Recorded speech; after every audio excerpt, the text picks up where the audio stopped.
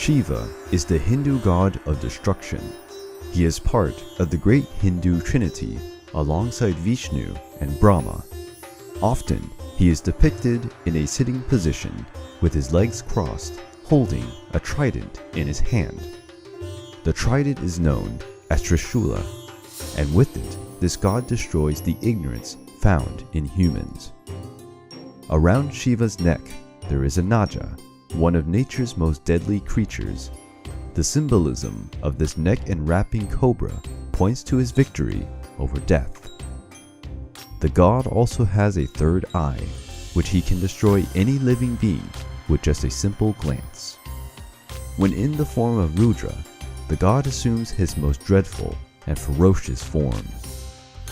Although he is the god of destruction, this deity is also associated with rebirth and transformation. As a transforming god, he took part in the world creation. The sacred Ganges River, which bathes a considerable share of India, owes its existence to Shiva. The river is the personification of the goddess Ganga, who descended from heaven grabbing Shiva's braided hair in order to reach the earth and purify men's sins. When in his form Shiva Nataraja, this god reveals his happier side as the cosmic dancer, and his dances represent the cycles of the universe's creation and destruction, as well as the reincarnation cycles.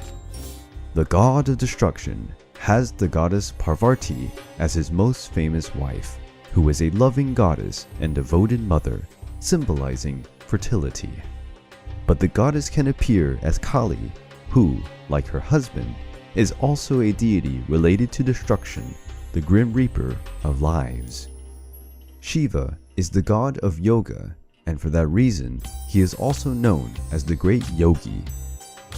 Yoga is a set of philosophical, religious, and psychophysical practices whose aim is to transcend the limitations of the body and consciousness. Shiva is one of the key gods of Hinduism. In India, there is a cult where Shiva is regarded as the supreme god. This tradition is known as Shivaism, which has a major influence in modern Hinduism, currently practiced in India, Sri Lanka, and Nepal. Shiva is a highly complex god, and he participates in countless stories. This video only wants to make a small presentation of this god, who is extremely important to the Hindu religion.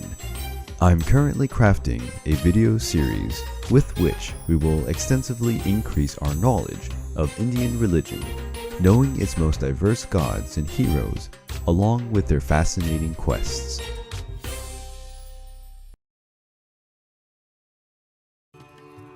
Brahma is the deity that represents the universe's creative force. He is part of the Trimurti, the great Hindu trinity, alongside Shiva and Vishnu. The god stands for balance, while Shiva and Vishnu represent two opposing forces, destruction and maintenance. Brahma is the master of time, and one day, for the god, is the equivalent of 4,320 million years for a mortal being. In the dawn of time, he created Saraswati, the beautiful goddess of superior knowledge, who would become his consort and take part in the creation of the universe. Therefore, every human being derives from Brahma. Brahma is depicted with 4 heads, each reciting one of the 4 Vedas, and each looking in a different direction. He had a 5th head initially, but Shiva ripped it off, after that head dared to insult the god of destruction. This god has 4 arms as well. He holds a rosary in one of them, symbolizing the cycles of time to which the universe obeys. A book that symbolizes knowledge is held in another. He holds the pot with holy water in the third, symbolizing the cosmic energy.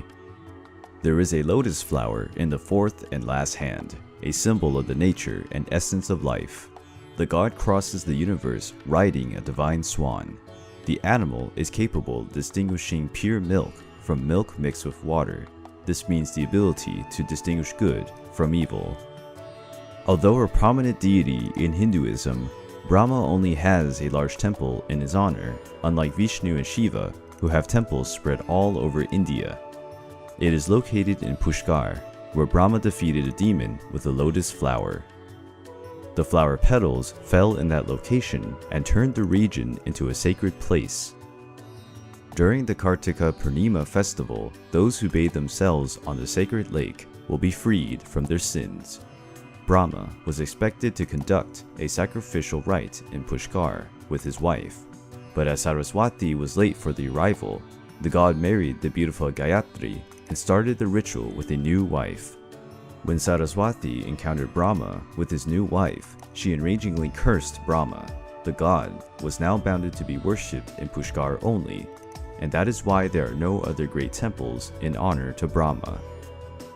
The growing cult of Krishna and Vishnu diminished the importance of Brahma, but the god of creation and true knowledge is especially honored by those who make use of knowledge in their professions, such as teachers, students, and scientists. And, with the help of God, they can walk towards the true knowledge.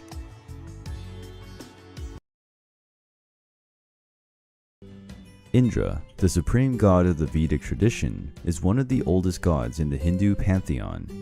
He is a Rigvedic deity, therefore, Indra has a strong presence in the Vedas, the four pivotal works of Hindu culture.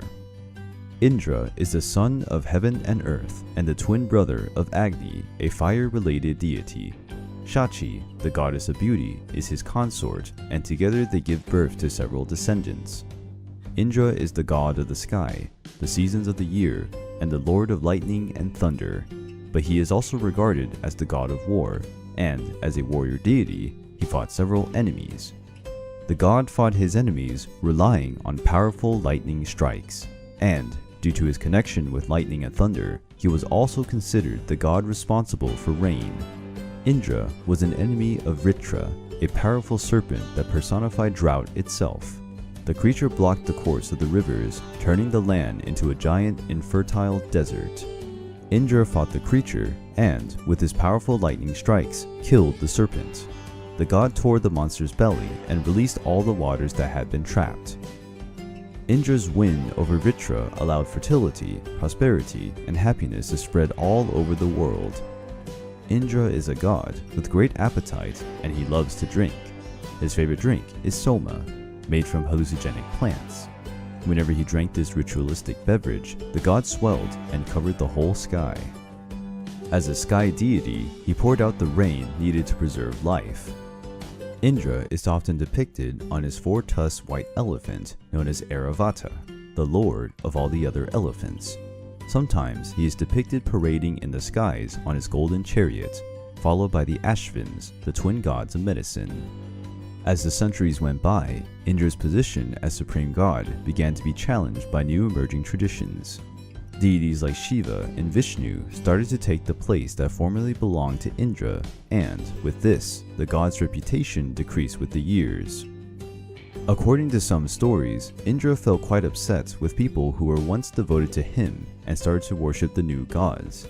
Therefore, Indra assembled a powerful and destructive storm to punish his former devotees. But Vishnu, the god of conservation, prevented that catastrophe by raising a great mountain, obstructing the storm's trajectory. Although he has lost much of his prestige, Indra, the sky god, is still respected and revered by the different currents of Hinduism. Vishnu is one of the most important deities in Hinduism. Together with Shiva and Brahma, they are the supreme trinity of the Indian god pantheon. While Brahma is a creative entity and Shiva is a deity connected to destruction, Vishnu is a deity of preservation. Vishnu is the god accountable for maintaining order in the universe. He symbolizes kindness, morality, and mercy. This god is the protector of humanity against the evil forces that assail men. This god has the gift of omniscience, strength, energy, robustness, and splendor. Vishnu is depicted as a four-armed figure. He holds a lotus flower in one hand, a symbol of purity. There is a disc of energy, known as the chakra, in another hand, which represents the mind and its creativity. A shell is carried in his third hand. The sound that gave rise to the universe can be heard when blown. And finally, he holds one of the most powerful weapons of the Hindu religion. Snakes protect and shelter him over his head. These snakes symbolize human desires, and the fact that Vishnu lies comfortably on the serpents symbolizes the god's victory over desires and temptations. This god is married to Lakshmi, a goddess related to prosperity. Vishnu can cross the whole world with only 3 giant steps. This god has Garuda, the solar bird, as his mount, a chief deity of the birds of prey and snake hunter. This mythological creature symbolizes the struggle between good and evil. After the creation of the universe, Vishnu visited the world of men several times, embodying his avatars. Vishnu embodies one of his new avatars whenever the world is in great danger or need. When a great flood threatened to engulf the whole land in water, the fish-shaped god named Matsya taught Manu how to build a vessel and escape the flood. When the waters receded, Manu used the seeds kept in his boat to fill the land devastated by the flood with life. These are some of the most famous Vishnu avatars: Rama, the great hero of the epic Ramayana, and the famous Krishna. Both will be analyzed in upcoming videos.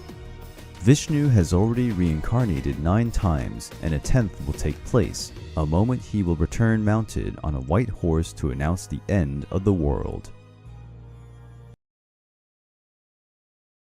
Parvati is the mother goddess of Hinduism, being one of several manifestations of Devi, the great primordial goddess. She's the daughter of Himavat, the lord of the Himalayan mountains, and Meena. Parvati is known as the wife of Shiva, one of the most worshipped deities in Hinduism. The goddess is the reincarnation of Sati, the goddess of virtue, Shiva's wife. She ended up dying and coming back as the sweet goddess Parvati. To win back the god of destruction, Parvati had the help of Kamadeva, an Indian deity similar to Eros in Greek mythology. He struck Shiva with one of his arrows while the god meditated. Shiva was consumed by desire and fell in love with Parvati, but Shiva was relentless with Kama due to his interference and fulminated him with his destructive gaze, turning the god of love into ashes. The god didn't appreciate the color of Parvati's skin. Therefore, the goddess, through rituals, was able to acquire a skin with a beautiful golden tone. With her husband, she had several illustrious sons, such as Ganesha, the elephant-headed god, and Skanda, the Hindu god of war, among others.